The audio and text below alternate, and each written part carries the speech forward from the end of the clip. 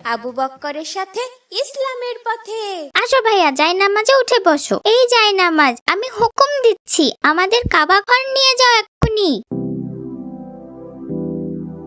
আসসালামু আলাইকুম ফুপু, কেমন আছেন? আলহামদুলিল্লাহ, আল্লাহ ভালো রেখেছেন। তোমার বাবা মা ভালো আছেন? জি ফুপু, আলহামদুলিল্লাহ। বোন ফাতিমাকে দেখতে পাচ্ছি না তো ফুপু, ফাতিমা কোথায়? আর বলো না বাবা, ওকে নিয়ে আর পারা যাচ্ছে না।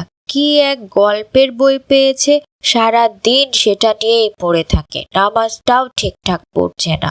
আমি আর ওর বাবা সারা দিন বোঝাচ্ছি, তারপরও নামাজে ফেরাতে পারছি না। তাহলে তো ব্যাপারটা খুব খারাপ। ও কোথায় আছে এখন? ওর ঘরে যেয়ে দেখো, আমি তোমার খাবারের ব্যবস্থা করি। জি ফুপু। আসসালামু আলাইকুম বোন, আমি কি আসতে পারি? ওয়ালাইকুম আসসালাম। জি ভাইয়া, আসো আসো। বোন, তুমি নাকি অনেক গল্পের বই পড়ছো আজকাল? জি ভাইয়া, অনেক অনেক মজার গল্পের বই আছে আমাদের স্কুলের লাইব্রেরিতে। বই পড়া তো খুবই ভালো অভ্যাস। তা কি কি বই পড়লে বোন? অনেক অনেক বই পড়েছি ভাইয়া। আলাদিনের গল্পের সবগুলো সিরিজ পড়ে ফেলেছি। কি যে দারুণ গল্পগুলো। আলাদিনটা আবার কে? এটা কেমন গল্প? তুমি শুনবে ভাইয়া, আলাদিনের গল্প। ঠিক আছে, শোনাও তো। প্রাচীনকালে আরব্য একটা লোক ছিলেন আলাদিন। সেই আলাদিনের ছিল একটা জাদুর প্রদীপ। আলাদিন যখন জাদুর প্রদীপ ঘষা দিতেন, তখন সেই প্রদীপ থেকে মস্ত বড় একটা জিন বের হয়ে আসতো। সেই জিনকে দিয়ে আলাদিন সব কঠিন কঠিন কাজ করাতো। জিনকে আলাদিন যা বলতো সেটাই শুনতো। দারুণ না আমার গল্পটা? হুকুমের গোলাম, আমার চাকর জিন, আমাকে এক্ষুনি এক গামলা ফল এনে দে। আমি ফল খেতে চাই। আমি আপনার হুকুমের গোলাম। এই নিন মালিক আপনার ফল। এই শুনতো। দারুণ না গল্পটা? আবার আলাদিনের একটা জাদুর পাটিও ছিল। তাই? জাদুর পাটি দিয়ে কি হতো?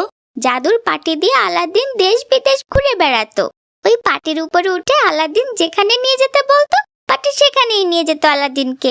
ইস, আমার যদি এরকম একটা জাদুর পাটি থাকতো। এগুলো তো সব রূপকথার গল্প। এসব অবাস্তব রূপকথার গল্প না পড়ে বেশি বেশি ইসলামিক বই পড়া উচিত বোন। কেন? এগুলো পড়লে কি ক্ষতি? এই যে তুমি এইসব গল্প পড়তে পড়তে নামাজের কথাই ভুলে যাচ্ছ। ফুপুর কাছে শুনলাম তুমি নাকি ঠিকঠাক নামাজ আদায় করছো না। এসব রূপকথার বই পড়ে অবাস্তব চিন্তা করছো শুধু। ইসলামিক বই পড়লে ইসলাম নিয়ে চিন্তা করতে, তাহলে আর তোমার নামাজ কাজা হতো না বোন। তোমাদের ভাই বোনদের গল্প শেষ হলো, এবার খেতে আসো। ভাইয়া চলো খাবার খেয়ে নেই। ফাতিমা, এই ফাতিমা, উঠে পড়ো, ফজরের আজান হচ্ছে। তোমার জন্য আমি উপহার নিয়ে এসেছি। কে কে আমার ঘরে? আপনি আমার ঘরে ঢুকেছেন কিভাবে? আসসালামু আলাইকুম। আমি ইচ্ছাপূরণ বুড়ো। তুমি আজ দুপুরে ইচ্ছে করেছিলে তোমার যদি একটা জাদুর পাটি থাকতো, আমি তোমার সেই ইচ্ছা পূরণ করতে চাই। কিভাবে? কি বলছেন এসব? এই যে আমার হাতে এটা একটা জাদুর জায়নামাজ। এই জায়নামাজকে তুমি যেটা বলবে সেটাই শুনবে। তুমি এই জায়নামাজে উঠে যেখানে যেতে বলবে, জায়নামাজ তোমাকে জাদুর পাটির মতো সেখানে নিয়ে যাবে। সত্যি সত্যি বলছেন আপনি? তবে একটা শর্ত আছে। আমাকে বলুন কি শর্ত? আমি সব শর্ত মেনেই এই জায়নামাজ নিতে চাই। আমার এই জাদুর জায়নামাজ লাগবেই। এই জায়নামাজে প্রতি ওয়াক্ত নামাজ আদায় করতে হবে, তবে এই জায়নামাজ তোমার কথা শুনবে। কিন্তু কোনো ওয়াক্তের নামাজ আদায় না করে এই জায়নামাজের কাছে কোনো কিছু চাও, তাহলে এই জায়নামাজ সাপ হয়ে তোমাকে খেয়ে ফেলবে। কোথায় গেলেন? কোথায় গেলেন? ফজর নামাজ তো আদায় করেছি। জায়নামাজের কাছে কিছু একটা চেয়ে দেখি তো দেয় কিনা। এই জাদুর জায়নামাজ, আমাকে এক্ষুনি পোলাও রোস্ট দাও। মাশাআল্লাহ মাশাআল্লাহ, কি দারুন! আসসালামু আলাইকুম ভাইয়া। ওয়ালাইকুম আসসালাম। কিছু বলবে বোন? জি ভাইয়া, আমি একটা দারুণ জিনিস পেয়েছি। কি পেয়েছো? আমি একটা জাদুর জায়নামাজ পেয়েছি, একেবারে আলাদিনের জাদুর পাটির মতো। এই জায়নামাজকে আমি যেখানে নিয়ে যেতে বলবো সেখানেই নিয়ে যাবে। কি বলছো এসব? এরকম আবার হয় নাকি? তুমি বিশ্বাস করছো না ভাইয়া? দেখবে। দেখাও তো তাহলে। আসো ভাইয়া, জায়নামাজে উঠে বসো। এই জায়নামাজ, আমি হুকুম দিচ্ছি আমাদের কাবা ঘর নিয়ে যাও এক্ষুনি। সুবহান আল্লাহ, আমি তো আমার নিজের চোখকেই বিশ্বাস করতে পারছি না। কি দারুণ! আমি আলাদিন হয়ে গেছি, হা হা হা হা। আমারও জাদুর পাঠি আছে, হা হা হা হা হা। আলহামদুলিল্লাহ, ওই যে কাবাঘর। আলহামদুলিল্লাহ, কতদিনের স্বপ্ন ছিল কাবাঘর দেখার। আজ প্রাণটা জুড়িয়ে গেল। সুবহানাল্লাহ, সুবহানাল্লাহ। দেখো ভাইয়া, কত হাজি কাবা শরীফ তাওয়াফ করছে। আমারও অনেক স্বপ্ন আছে, আমিও একদিন হজ পালন করব ইনশাল্লাহ।